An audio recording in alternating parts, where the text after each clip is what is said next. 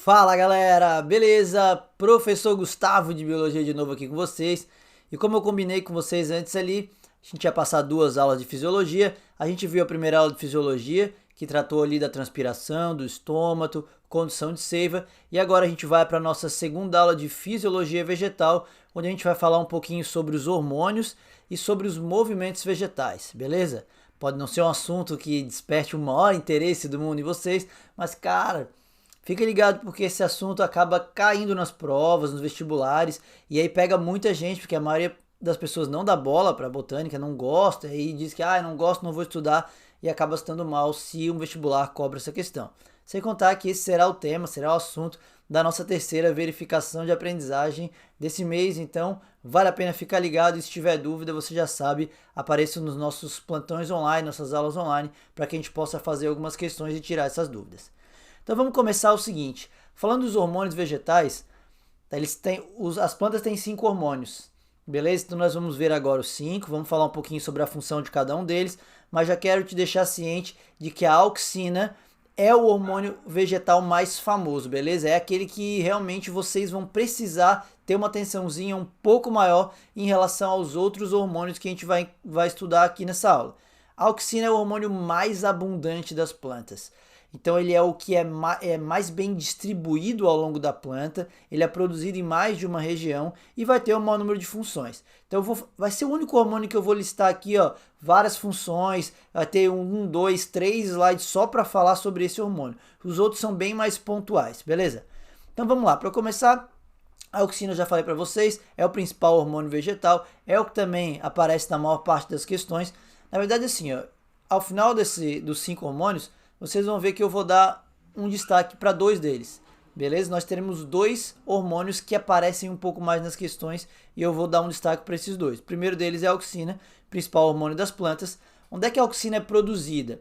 Se a gente está pegando uma planta, e vocês já vão ter visto a histologia vegetal lá com o Leandro, ele está presente nas pontas. O que é o ápice? Ápice é ponta. Então, na ponta do caule vai ser produzida a auxina, e também nas folhas jovens, tá? Então esses são os 2 principais locais onde a auxina é produzida, e uma vez sendo produzida ali, ela vai ser levada, vai ser distribuída pela planta inteira. É interessante você lembrar dessa função aqui, porque ela acaba sendo a principal função, digamos assim, das auxinas, tá? Que é o alongamento das células. Então ela faz com que a célula fique mais longa, logo a planta acaba crescendo por distensão das células, não por multiplicação das células, beleza? Então, ó, função da auxina, alongamento das células, apenas uma das funções, né?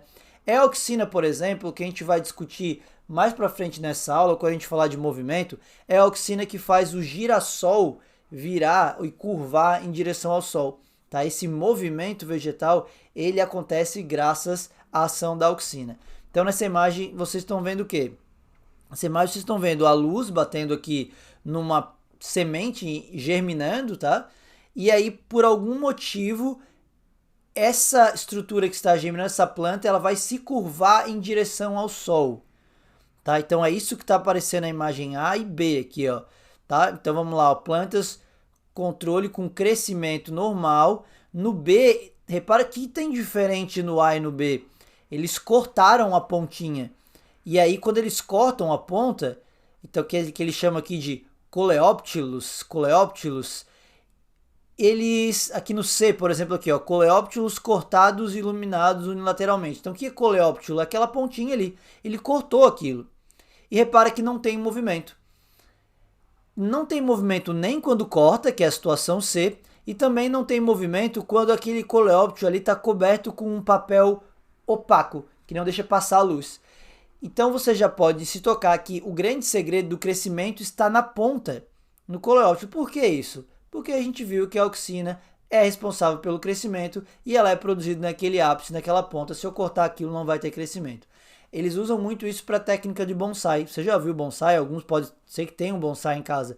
Lembra que o bonsai não pode crescer. Então como é que eles fazem uma planta daquela não crescer? Eles vão ficar fazendo cortes e podas em regiões de produção de hormônios de crescimento, tá? Que são regiões chamadas de meristemas, que lá na histologia vocês veem são tecidos embrionários.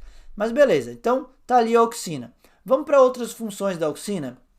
Então ela faz crescer tanto o caule quanto a raiz, tá? Ela vai fazer alongar. Só que aí vem uma diferença. As raízes e os caules, eles respondem de maneira diferente a concentrações de auxina. O que nós temos aqui é um gráfico, tá? Nós vamos dar uma olhadinha num gráfico, e quando cai gráfico, tem gente que não sabe interpretar e começa a chorar só porque tem um gráfico.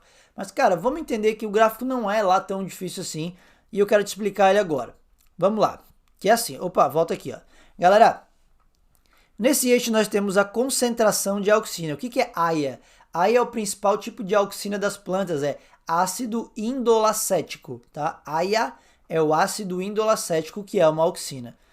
E aqui o efeito da aplicação dessa concentração sobre o crescimento, beleza? Então o efeito da aplicação do AIA ali sobre o crescimento tanto da raiz quanto do caule. Galera, presta atenção no que esse gráfico está mostrando. Daqui para cá, ó, a concentração está aumentando, beleza? Da esquerda para a direita, a concentração vai aumentando. E nas curvas, a gente pode ver se essa concentração está estimulando o crescimento. Então, acima de zero, ele vai fazer crescer, ele está estimulando. E abaixo de zero, estaria inibindo o crescimento. Ou seja, freando o crescimento, fazendo a planta não crescer, tá? Ou a raiz ou o caule dela. Repara o seguinte, em concentrações mais baixas, ó, nessa faixa aqui, ó, daqui até aqui, a raiz cresce, tá vendo? Nessa concentração a raiz é estimulada a crescer, aqui também a raiz estimulada a crescer, até que atinge esse valor, que eu vou até colocar ali em outra cor.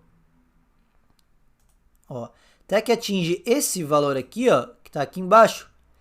E daqui para frente, a raiz é inibida, tá vendo? Ela vai cair aqui, ó. A raiz, ela estaria sendo inibida, com concentrações maiores do que 10 na menos 6 gramas por litro aqui de auxina. Só que aí, galera, repara uma coisa importante também. Vamos apagar aqui. Tá, não, caneta não, vamos marcar texto mesmo. Repara uma coisa importante.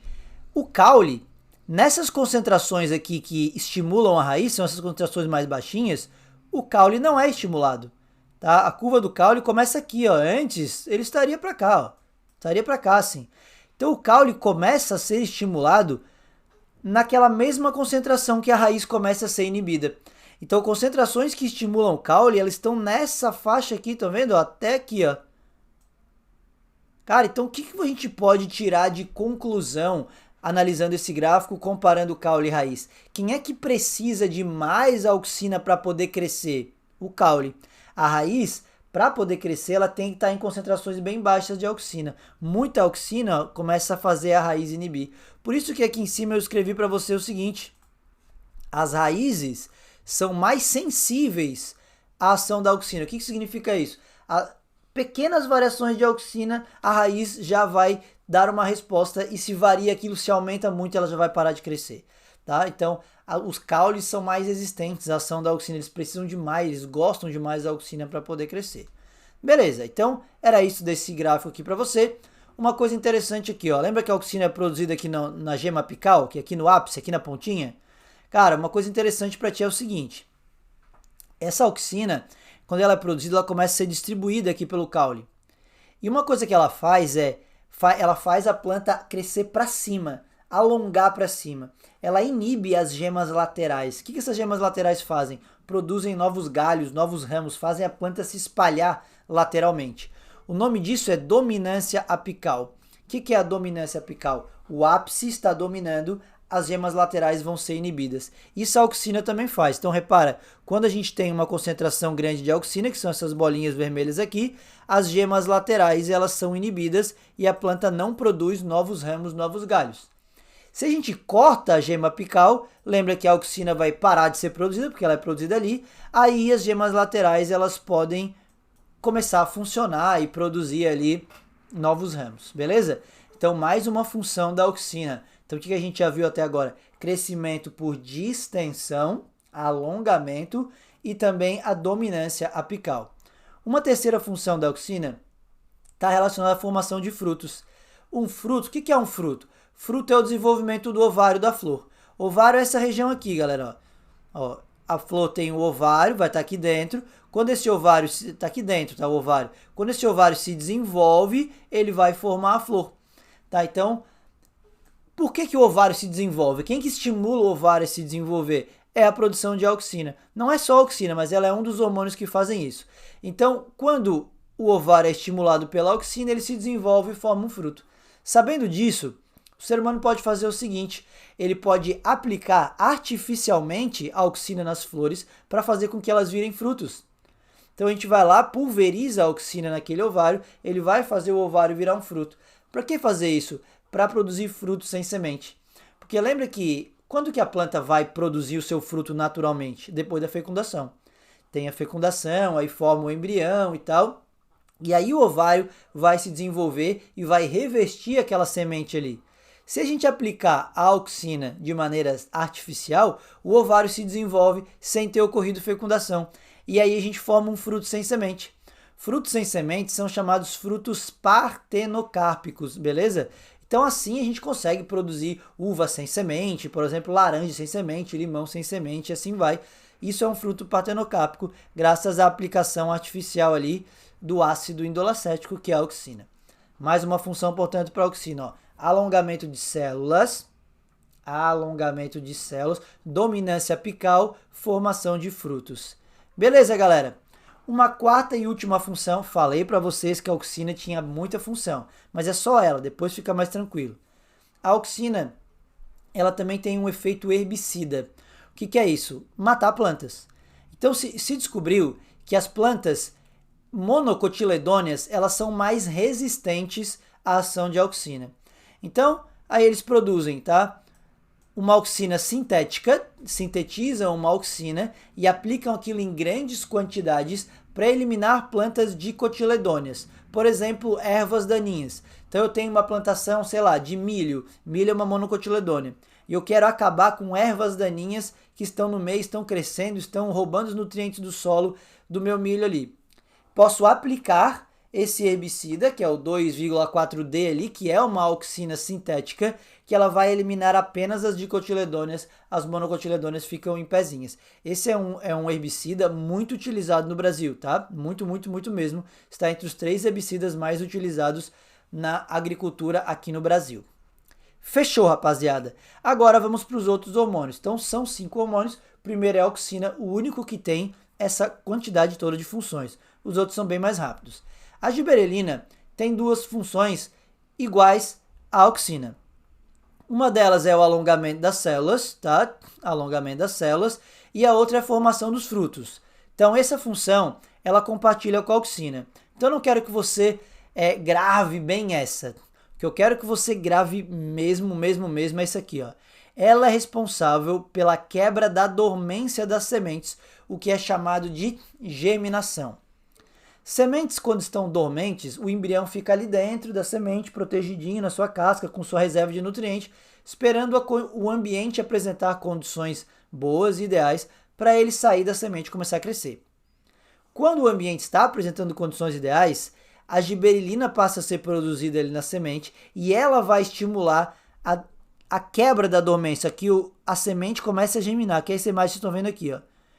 Então, germinação de sementes é uma ação da giberelina. Cara, as questões se perguntarem, elas vão falar de germinação de sementes ou floração. O que é a floração? Floração é a formação de flores. Etapa tão importante na reprodução das plantas. Sem flor não vai ter reprodução aqui nas angiospermas. Estou falando de angiosperma aqui, tá, galera? Então, ó, se tiver que gravar 2 funções para a giberelina, seria aqui, ó, floração e germinação de sementes. 2 funções fundamentais para giberelina. Tá, aqui ó, nós temos um fruto partenocárpico, né? Fruto partenocárpico, aquele sem semente, ela também faz isso, assim como a auxina. A banana, por exemplo, que a gente compra em casa e tal, são frutos de seleções genéticas, enfim, cruzamentos ali e tal.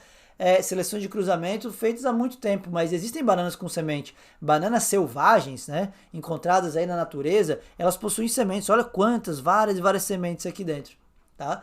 Não seria comercialmente interessante uma banana cheia de semente assim, né? A banana do jeito que tá, ela é muito prática e fácil de ser consumida.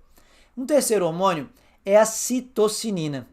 E aí eu quero que você faça um duelo aqui da citocinina com a auxina. Porque lembra que uma das funções da auxina era promover a dominância apical. Ela inibia as gemas laterais. O que a citocinina faz é justamente o contrário. Ela estimula as gemas laterais. Ela vai quebrar aquela dominância apical da auxina. Então, altas concentrações de citocinina fazem com que as gemas laterais se desenvolvam e aí a planta possa produzir mais galhos, mais ramos, tá? Então, assim, ó, gema apical, por exemplo, ali, quando ela está presente, lembra que a gema lateral está inibida, porque a quantidade de auxina está muito grande. Se a gente inibe a produção aqui, ó, de auxina, os ramos laterais começam a se desenvolver. Beleza? Além disso, a citocina retarda o envelhecimento da planta. Galera, assim, ó, esse não é uma função, ó, sempre vai cair, mas repare comigo uma coisa. Se a planta está querendo produzir mais galhos, mais folhas, gastar uma energia toda dessa, é porque ela está bem, né? Concorda? Ela está passando por uma situação boa, está fazendo fotossíntese, tem nutriente no solo. Então é por isso do retardo do envelhecimento. A planta está jovem. Então quando a planta está querendo produzir novos galhos é porque ela está jovem, é porque ela está bem. Por isso aquela função do retardar o envelhecimento das plantas. O etileno é aquele segundo hormônio de destaque. Eu falei que 2 destaques eu ia fazer aqui. Um é a auxina e o outro é o etileno. Cara, só que o etileno é muito fácil, porque ele tem uma função muito famosa e as pessoas vão perguntar essa função. Que é o quê? Amadurecimento dos frutos. O etileno é aquele hormônio, ele é um gás, tá? Isso é importante, que ele é bem diferente dos outros, ele é um hormônio gasoso, que ele é produzido por frutos em amadurecimento ou folhas quando elas estão velhas, e esse gás vai acelerar o amadurecimento dos frutos. Galera, é ele que faz o fruto da sua casa apodrecer, por exemplo. É ele que faz, se você coloca um fruto bem maduro perto de outros frutos verdes, esses frutos verdes vão amadurecer mais rápido, porque o etileno vai sendo liberado, ele é um gás e vai estimulando os demais. É por isso que mesmo sem saber, para um fruto amadurecer mais rápido, você enrola ele num jornal, ou enrola ele, bota ele dentro de um saco plástico. Por que isso? Porque o gás que ele vai liberando, que é o etileno, vai ficar preso ali. Então vai estimular cada vez mais esse amadurecimento. Então essa é a grande função do etileno, é o amadurecimento dos frutos. Tem ainda uma segunda função, que está relacionada à queda das folhas, mas ó, o amadurecimento dos frutos é aquela função que eu gostaria que vocês lembrassem. E é só o etileno que faz isso, mais nenhum outro hormônio faz. Então, cara, é importante e é fácil, não é tão difícil de lembrar. O etileno também é responsável pela queda das folhas. Lembra que eu falei que o etileno ele vai ser liberado e produzido também em folhas em envelhecimento? Sabe aquela folha que é verde, a gente vai ficando meio amarelada, você já sabe que ela está morrendo, que ela vai cair? Então é o etileno que é responsável por essa queda das folhas quando elas ficam velhas. E eu queria, infelizmente, que você agora lembrasse desse nome aqui, ó, abscisão. Abscisão. Cara, porque agora vem uma baita de uma sacanagem, eu não sei por que os caras fizeram isso, porque o último hormônio, o quinto e último hormônio que a gente vai falar aqui, é o ácido abscísico. Ácido abscísico que vocês podem encontrar com essa sigla aqui, ó, ABA. Ácido abscísico. Não confunde ABA com AIA. AIA é o ácido indolacético, que é a auxina. O ABA é o ácido abscísico aqui. Cara, mas tem uma coisa que é meio sacanagem. Porque lembra da funçãozinha do etileno ali? Abscisão foliar, que é a queda das folhas? Várias questões fazem pegadinha e colocam que essa é uma função do ácido abscísico.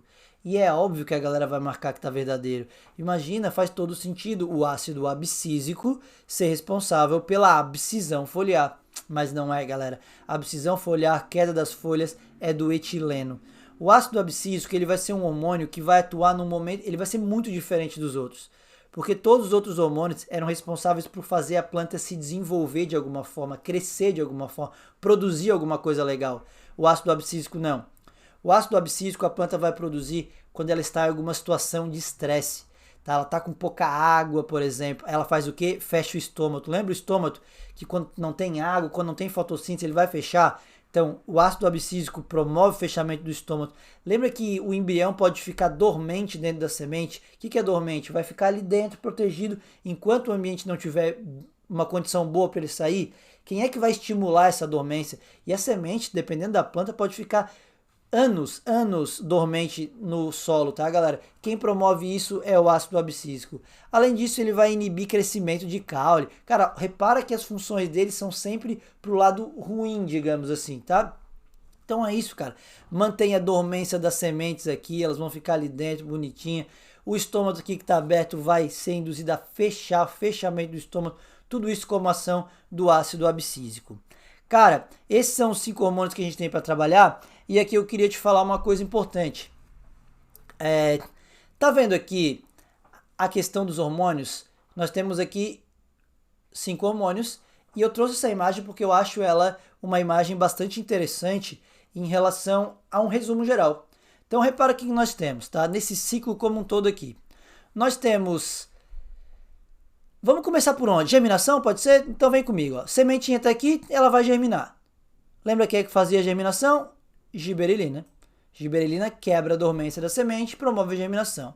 Aí essa planta vai crescer, vai começar a crescer e tal. Esse crescimento aqui, ele vai ser por alongamento? Vai ser por alongamento. Quem faz isso? A auxina e a giberelina. Mas esse crescimento aqui, ele pode ser também por multiplicação de células. E aqui é uma coisa que eu quero dar um destaque, tá? Eu não falei anteriormente, mas vamos dar o destaque agora. Galera, lembra que a citocinina faz a planta produzir mais galhos, mais folhas, aqueles ramos laterais? Para produzir mais folhas, mais galhos, concordo que o número de células vai aumentar? Tem que multiplicar células. Então, o que a citocinina faz é promover um crescimento na planta também. Mas ao contrário da giberelina e da auxina, que faz a planta esticar, alongar, esse crescimento vai ser um pouco diferente, vai ser por multiplicação de células. Mas tá aqui, ó, os 3 fazem a planta crescer. E aí, vamos para uma outra fase importante aqui, sei lá, aqui ó, floração. Tá? Esquece aqui dormência de gema, né? Não esquece. Produzir flor, não é uma etapa importante? Quem é que faz? Giberelina. Cara, tá lembrado? Então as duas funções da giberelina estão aqui, ó, aquelas que eu falei que eram mais relevantes, ó, que era a germinação e a formação de flores. Claro que ela também faz crescer e tal, também faz formar frutos. Lembra quais eram os hormônios que estimulavam o ovário a formar frutos? Giberelina e auxina. Tá? Os dois estimulam a formação de frutos. Mas aí, depois que a flor se forma, que teve reprodução, que o fruto se formou, nós teremos, obviamente, esse fruto vai ter que ficar maduro. Quem é que é responsável pelo amadurecimento dos frutos? O etileno, beleza? O etileno. E aí o fruto vai cair, as folhas vão cair quando ficarem velhas. Quem faz isso? O etileno também. E a dormência da semente, semente caiu no solo, putz, o ambiente não tá legal. O que a gente faz agora? Segura, fica dentro da semente, fica protegido, tem reserva de nutriente aí, não tem? Então vocês podem, o embrião pode passar um tempo ali. Quem é que estimula essa dormência? O ácido abscísico, que é aquele que faz as coisas tudo contrário ali nos momentos ruins. Galera, sim, eu tinha programado essa aula aqui para que a gente também visse um outro assunto lá, que era o de movimentos, mas a aula vai ficar um pouco grande demais, então eu vou cortar isso aqui, eu vou fazer o movimento numa aula separada, para que vocês consigam, né, ter um descanso, prestar atenção nessa aula aqui e ficar mais tranquilo. Lembrando, galera, que desse assunto aqui, hormônios vegetais, eu tenho uma paródia, tá? Uma paródia bem bacana. Gostaria, obviamente, de cantar com vocês em sala, assim, certamente a gente cantaria essa em sala.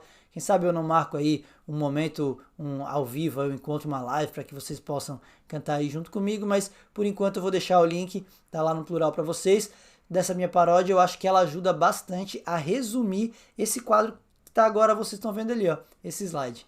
Beleza, galera? Vou encerrar por aqui então para não ficar tão grande essa aula. Foi um prazer. A botânica não acabou ainda. Teremos mais uma aula então para finalizar essa fisiologia e depois tocamos em frente o nosso conteúdo livro 2 aqui. Valeu, galera. Obrigado, um abraço e até a próxima aula.